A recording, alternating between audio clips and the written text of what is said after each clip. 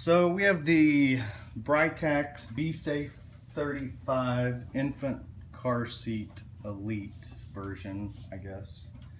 And on a trip this weekend,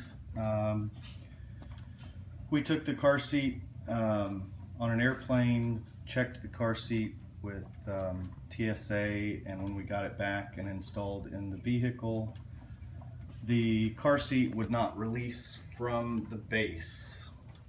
So the car seat attaches to these two metal rings here, and one side would not release.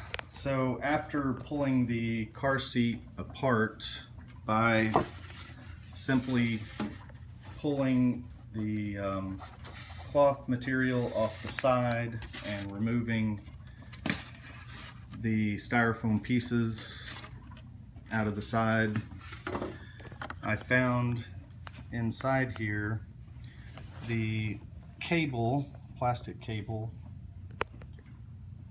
that should have been connected to the spring and was not.